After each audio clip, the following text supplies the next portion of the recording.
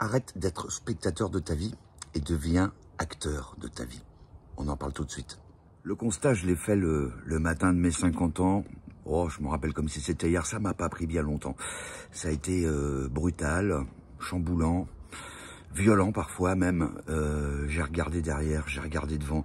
Je me suis dit, bah écoute mon garçon, t'en as plus derrière que devant. T'as 50 ans. Qu'est-ce que tu n'as pas fait? Qu'est-ce que tu aurais bien aimé faire et pourquoi tu ne l'as pas fait? Pourquoi tu ne t'es pas donné les moyens de le faire?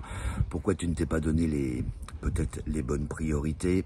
Eh bien écoutez, je vous propose qu'on en parle tout au long de cette émission et que peut-être moi aussi je vous donne certaines clés pour essayer d'y voir un petit peu plus clair. Prends du temps pour toi, analyse tes défauts, mais aussi tes qualités. Prends du temps, ça va mettre le temps que ça mettra, mais ça va te permettre de t'apprécier à ta juste valeur. On a tous des défauts, mais on a aussi tous des qualités. Et le but du jeu, si tu veux vraiment devenir acteur de ta vie, c'est d'en avoir pleinement conscience. Et tu vas voir qu'au fur et à mesure, eh bien, tu vas tout faire pour que tes défauts prennent le moins de place possible. Et puis que tes qualités, eh bien, prennent le plus de place possible. C'est-à-dire que tu vas tendre à devenir meilleur. Et c'est aussi ça, être acteur de sa vie. Prendre de la hauteur. Mais j'ai pas dit prendre du recul, je te dis bien prendre de la hauteur. Quand on prend du recul, ça veut dire que quelque part, on s'en fiche un petit peu, qu'on se désengage, qu'on devient passif. Donc, de fait, on devient spectateur. Par contre, si on prend de la hauteur, imagine un petit peu que t'es dans la forêt, t'es entouré d'arbres, et puis le premier tronc d'arbre que tu vas voir qui va se trouver à quelques mètres de toi, bah, ça va être celui qui aura le plus d'importance. Mais c'est peut-être pas celui-là qui a vraiment la place la plus importante. Et moi, ce que je te conseille de faire, eh bien, c'est de monter pas très haut sur les quelques premières branches de cet arbre qui aura juste en face de toi, puis tu vas voir que le paysage va s'étendre énormément, et puis c'est plus seulement les quelques arbres qui se trouvent à quelques mètres de toi que tu vas voir, mais la globalité de la forêt, et puis tu vas te rendre compte du coup que eh bien l'arbre qui semblait prendre le plus d'importance, eh bien n'est qu'un des centaines d'arbres qui se trouve dans la forêt. Et là, ben, si tu visualises bien cet exercice-là, tu auras, comment dire, tu auras une vision beaucoup plus claire, beaucoup plus juste, beaucoup plus limpide de ce qui t'entoure. Et puis tu vas voir que très très vite, tu vas acquérir le vrai sens des priorités, les choses qui pour toi étaient primordiales, importantes, qui parfois t'empêchaient de dormir la nuit, eh bien vont prendre une importance moindre, et puis des choses peut-être que de l'autre côté tu reléguais au second plan parce que soit tu voulais pas, parce que soit tu n'avais pas le temps, eh ben vont de fait prendre une importance que tu ne soupçonnais même pas. C'est pas le moment, c'est jamais le moment. On se trouve toujours des excuses, de fausses excuses. T'as pas le temps? Trouve-le. Donne-toi ton temps à toi, et rien qu'à toi. Apprends à être égoïste. Pense à toi avant de penser aux autres, et tu verras, de fil en aiguille, bah, de fait, tu seras encore mieux avec les autres. Je te rappelle que tu es le principal acteur de ta vie. Tu seras le seul à l'avoir vécu du début de ta naissance jusqu'à la fin. Tu seras le seul et l'unique spectateur de cette vie de A à Z. Alors, s'il te plaît, commence à vraiment devenir acteur de ta vie.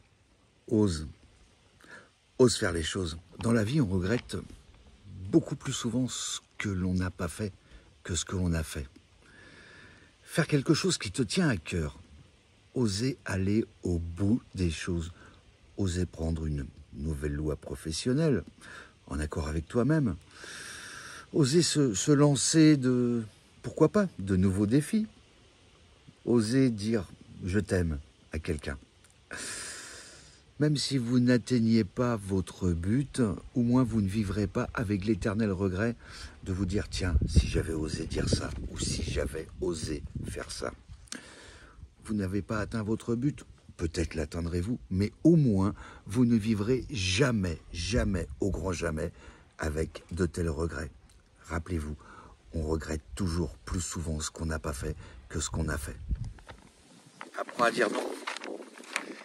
On vit dans une société où c'est beaucoup plus facile de dire oui que de dire non.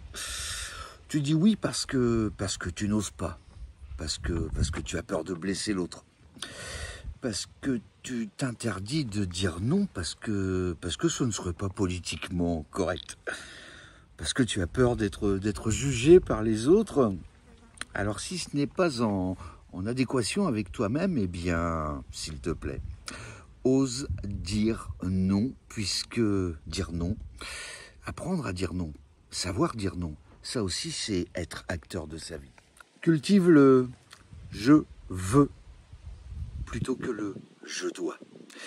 La société nous a formatés depuis tout petit. Tu dois, tu as des devoirs. Oui, c'est vrai, mais tu as aussi des souhaits. Et le « je dois » ne doit surtout pas primer sur le « je veux » ou le « je ne veux pas ». Ça aussi, c'est devenir et être acteur de ta vie. Apprends à t'aimer comme tu es, avec tes défauts, avec tes qualités. T'es grand, t'es gros, t'es petit, t'es maigre, t'es beau, t'es laid, en vertu de qui, en vertu de quoi. C'est la société qui t'a conditionné pour essayer de rentrer dans des espèces de schémas qui font qu'on va tous être, voilà, pareil, de la même manière, habillés pareil, avec les mêmes standards. Ben, la vie, c'est pas ça. On est tous différents. Il faut respecter nos différences et il faut s'accepter tel que l'on est. Apprendre à s'aimer soi-même avec ses valeurs, avec ses défauts, avec ses qualités, bien évidemment. Mais apprends à t'aimer toi-même tel que tu es, comme tu es. Et surtout, ne change rien. Ou alors si, peut-être, si je peux me permettre de te donner un conseil, essaye de gommer tes défauts et de mettre en avant tes qualités et de les travailler pour qu'elles priment sur les défauts que tu peux avoir. Voilà, ça aussi, c'est être acteur de sa vie. Si toi aussi tu as envie que les choses changent, si tu as envie de prendre ta vie en main, si tu as envie de devenir acteur de ta vie, si ça te paraît un petit peu dur, insurmontable ou un petit peu trop long, eh bien écoute, n'hésite pas à me contacter et je me ferai un plaisir de t'aider à devenir un véritable acteur de ta vie en faisant les bons choix et en prenant les bonnes décisions en toute objectivité, en toute conscience et dans la bienveillance.